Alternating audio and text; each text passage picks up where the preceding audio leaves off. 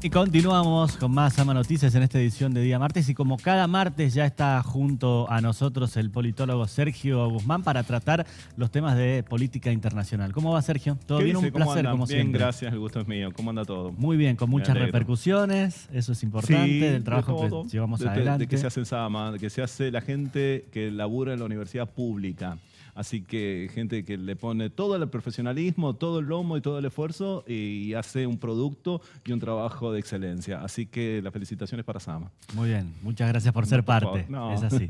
Bueno, hoy vamos a hablar sobre Rusia, las elecciones que se celebraron, que bueno, tuvieron una gran victoria amplia de Putin. Así es. Me sorprende cómo muchas veces, voy a empezar así, A ver. con este planteo, en los medios se resaltan algunos triunfos, como por ejemplo lo que sucedió con la aprobación de Bukele, y se invisibilizan otros. Totalmente, sí. Esta elección ha tenido muchos matices, muchas particularidades. Entre ellas es una elección que ha durado 3 días. Y esto tiene mucho que ver con una cuestión que se asimila y se vincula directamente a que Rusia tiene la mayor extensión territorial del planeta como país. El 10% de la superficie terrestre es ocupado por un solo país. Rusia tiene 11 usos horarios para tener una dimensión de lo que... Sin embargo, mira, en este gráfico que estamos viendo acá, detrás de pantalla, todo esto es Rusia. Todo esto es Rusia. Y todos los colores que estamos viendo ahora son diferentes, las diferenciaciones en los usos horarios. Allí por la derecha, lo que vemos de la pantalla es la península de Kamchatka, y cuando empiezan las elecciones ahí, a las 8 de la mañana, hay 12 horas diferencias con el extremo de occidente.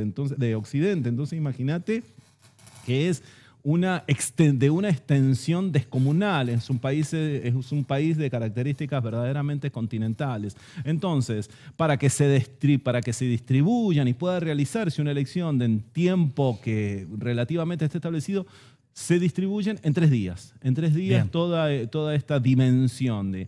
Y bueno, y ha tenido una particularidad que en realidad Putin no ha enfrentado una oposición real, porque el que se oponía o moría extrañamente, o desaparecía, o terminaba en una cárcel en Siberia y después se le perdía el rastro físico a ese opositor. Es un dato no menor a tenerlo en cuenta, además también lo que fue la modificación.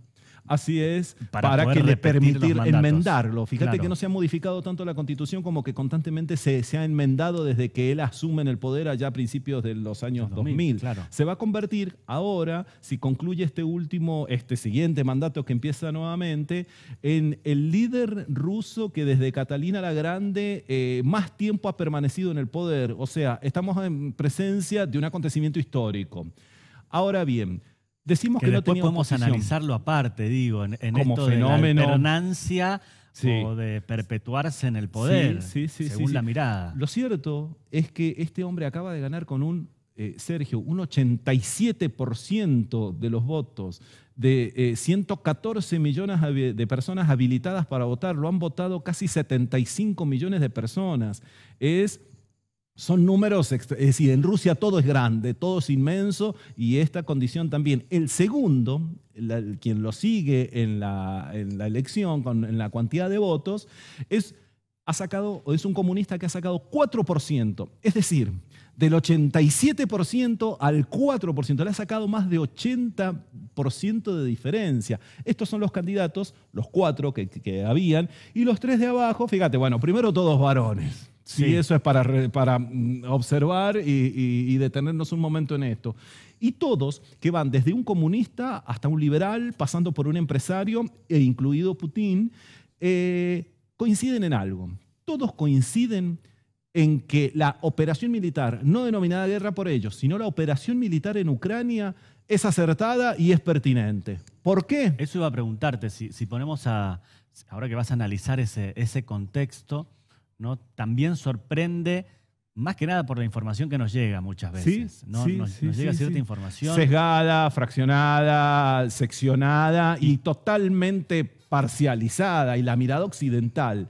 Bien, de estos claramente hay una aprobación también a ese hecho, que es fundamental. Exactamente. ¿Pero por qué? Porque estas personas perciben verdaderamente que La soberanía de Rusia está amenazada, está en peligro. El interés nacional que define un actor, en este caso un país, a un actor internacional, lo conforman una serie de complejidades muy interesantes, pero entre ellas una de las más importantes es el principio y la integridad territorial del país. Y ellos perciben que la integridad territorial y sumado a esto la soberanía de Rusia está amenazada. Y como está amenazada, es pertinente la operación militar en Ucrania. Todos coinciden en lo mismo, te estoy diciendo, desde un comunista hasta un liberal.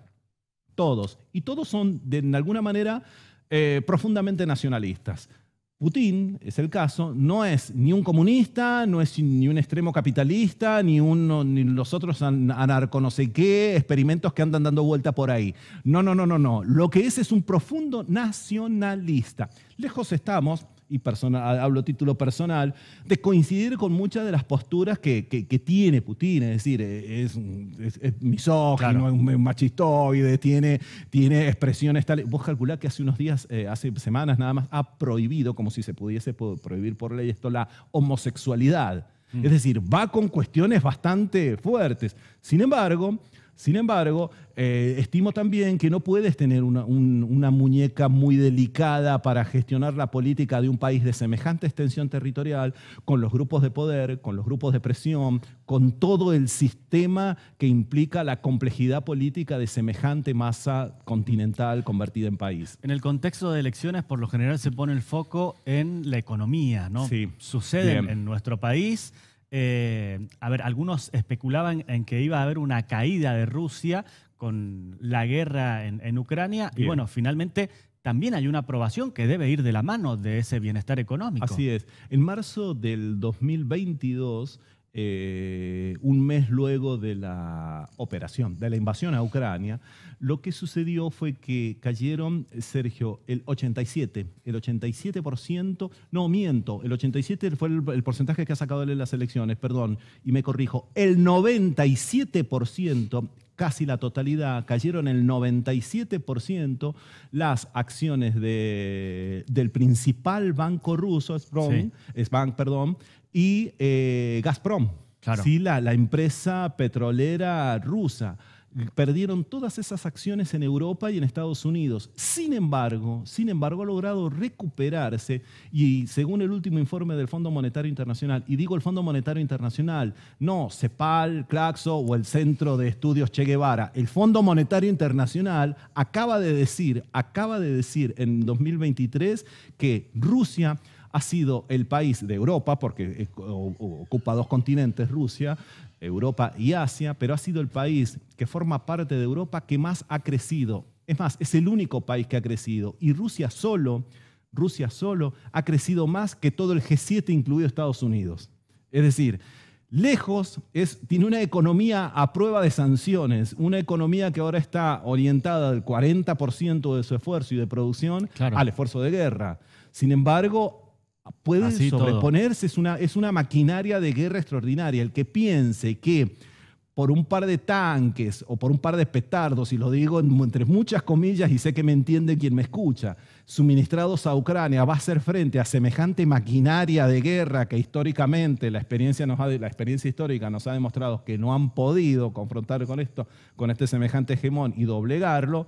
Quien crea que fácilmente se puede doblegar a Rusia está cayendo en un error prácticamente de un amateur. Es ingenuo pensar que Ucrania ahora se va a sobreponer. Ucrania y en estos 2 años de guerra está resistiendo. Y en estos 2 años de guerra, recordemos lo siguiente, de los 2 años de guerra, 1 año y medio, este sujeto se ha ahorrado su ejército mandando al frente a mercenarios. Entonces, es decir, saben administrar. No cualquier país puede estar teniendo una guerra, afrontar una guerra y encima crecer. Es decir, son casos que no se dan muchas veces en la historia, ¿sí? Es decir, la empresa de una guerra, digo empresa como emprendimiento, es una erogación, es un esfuerzo de la población, de las familias, de un pueblo descomunal. La guerra es un infierno. Afrontar una guerra es descomunal. Rusia es una maquinaria de guerra. Teniendo una guerra, ha crecido. Es decir, es inconmensurable el fenómeno. Y lo que pasa es que nosotros somos personas de estos tiempos y uno no toma dimensión de las cosas, claro, y vendido con la mirada occidental, como vos bien reparabas, y bueno, está demonizado, vilipendiado y llevado al último infierno. Pero hay que tener presente delante de qué estamos. Bien, ya con Putin y su triunfo, Sí. ¿no? Se abre un escenario y empiezo a pensar en un panorama, te lo dejo como última pregunta, no quiero que hagamos futurología, pero hay elecciones en los Estados Unidos. También. En esto de quién se Sí, impone en noviembre. a nivel mundial, ¿cuánto influye este triunfo en el candidato que pueda ganar? Digo, a la hora de pensar que puede detenerse al menos el envío de algunas armas para lo que es el enfrentamiento con Ucrania. Mira, la mesa chica de los actores internacionales que verdaderamente deciden el juego mundial no está compuesta por más de 5. La mesa chica no está compuesta más de 5. Sucede que 3 de esos 5 están del lado de Rusia. Y uno lo Rusia puede tener 2 sillas, podemos claro, decir, ¿no? Rusia, es decir, la China y la India, que sin ser miembro permanente del Consejo de Seguridad, hoy es un actor de absoluto peso y relevancia. Vos mencionabas recién la cuestión económica. El comercio ruso lo ha visto sostenido y revitalizado y dinamizado aún más comerciando con India y China. ¿Y sabes qué? En yuanes, no en dólares. Es decir, hay una reconversión y hay una vuelta de tuerca al mundo. Uno está encapsulado viendo los noticieros. ¿Una hegemonía o una contrahegemonía? Exacto. La contrahegemonía es la mejor expresión. Acertadísimo lo que acabas de decir. Lo que hay es una contrahegemonía. ¿Sí? Y hay un plantarse ante la mirada hegemónica occidental, de entender que el mundo es Estados Unidos y Europa. La historia mundial se circunscribe a esto y el resto, bueno, son actores menores que juegan en ligas que no son relevantes y demás. Y resulta que ahora llega un punto en el que ya más la atención no se les puede llamar. Claro, ¿sí? Es así. Sergio, un placer como siempre. No, el gusto es mío. Nos encontramos el próximo martes. ¿Cómo no?